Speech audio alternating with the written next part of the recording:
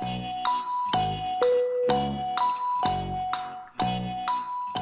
everybody, my name is David and I'm here to show you how to solve the Rubik's Cube in what I consider the most simplest way of doing it. Very little algorithms you'll need to learn in this method. I find it to be the easiest. You know, my 7-year-old son wanted to learn how to finish the cube, and I said, well, let me just make you a video so you can play it over and over again and be done with it. Alright, so what we want to do to start off is you have to be able to do one side of the cube. I mean, there's no point trying to solve a cube if you don't understand the basics of how a cube turns and how to make pieces move around somewhat.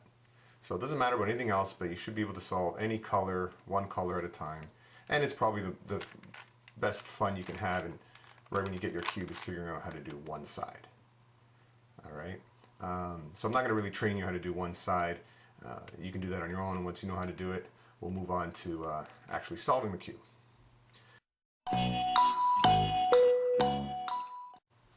Alright, for step one, what step one is about is getting what people refer to as the cross. What's special about the cross is that you'll notice that the white and blue piece here matches up with the blue center. So you have blue and the blue edge piece, white and the white, you have the red edge piece to the white, similar with the green. And so if you look at it, you'll notice that centerpiece, color pieces match up, and you have a white cross above. So that's step one in getting the cube. Alright, so let's mix this up a bit. I got myself a loud cube. Alright, so what I like doing for a new person is working with white on the top. White seems to be the best color to find around. And what we want to do is look for edge pieces. Let me just quickly recap and tell you what's the difference between an edge piece and a corner piece. These pieces here, very, very cornery pieces, they're called corner pieces. They never move away from the corner. They're always on the corner. They will exist always on the corner. They also, every corner piece has 3 colors to it, and that is a corner piece. You have also what is known as edge pieces. These little pieces that aren't on the corners. Now, they're always edge pieces, and they always have 2 colors. So what we want to find out first in solving the cross is looking for white edge pieces. So if you notice here, here's a white edge piece, and it has orange attached to it. So what we want to do is we want to make sure and get the white edge piece on the bottom. Here's the top. We want to get the white edge piece on the bottom, and then we want to find the center orange piece, which happens to be there. Turn, so we have white, 2 oranges, and just turn right to the top, and we've solved the first part of our white cross. Let's look for another white edge piece. There it is. Again, we want to move it down to the bottom layer. You got white, red. Oh, red's over there, so I'm going to turn the red over there and then flip it up. Now we have 2 sides. Oh, we accidentally finished that, but let's just, again, same principle. Let's assume it wasn't done. If you notice it's already done on the side, you can move it down if you feel like it. You'll notice the same. Move up. Disregard this corner piece. Now let's look for an edge. There's the edge in green. They're already all hooked up, so what we're going to do, move them to the top.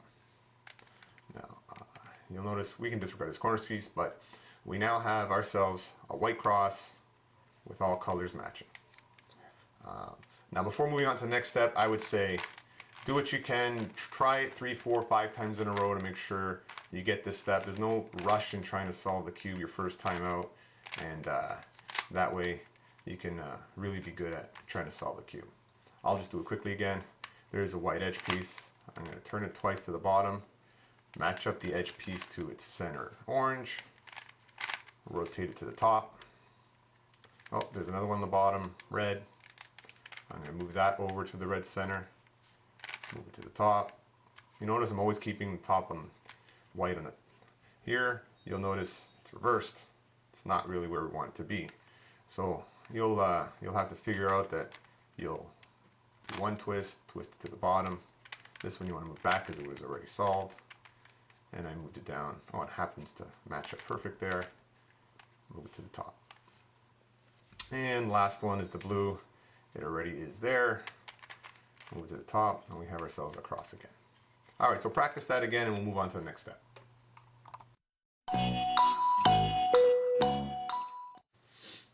Okay, the next step, once we've finished the white cross with the matching centers, is what we want to get the cube to is this step.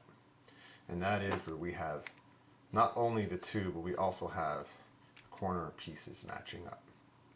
So you have blue, orange, and the blue, orange, white corner. So they have nice T's along each side with the white all side. That's the next layer.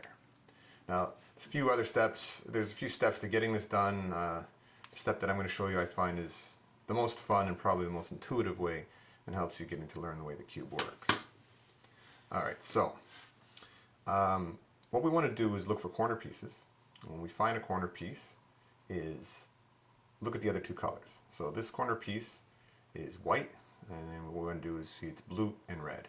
Now what does that mean when it's blue and red? Is that this white piece is going to go right there between red and blue because there's red and blue on this piece.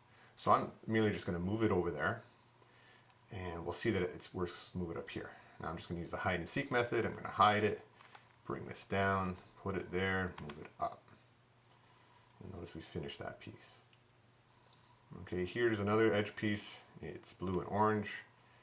Obviously it's going to go between the blue and orange. So I'm going to turn it over there. Now see that this is supposed to go up there, so I will move it away, bring the top layer down, move this back, and move it back up, and we know we've solved that part. Now, what happens when the white's on the bottom? This makes it a little interesting. You want to make sure that the white is in the middle layer. It's easier to put it in, so what we'll do is we'll move on twist so we get it into the middle layer, turn it away, put this layer back up so that we're not affecting the top. And now we see that it's red and green. Red and green corners right here. There's a red, there's a green. Again, we want to move it up there, so we move it down, over. Now you notice I'm only twisting the top once down, moving it back up once. It's important to keep the white together. Now this case, so when the white is above, what you're going to have to do is you're going to have to move it down. There's two ways. If you move it down here, it goes to the bottom layer. It makes it a little more difficult, more turns.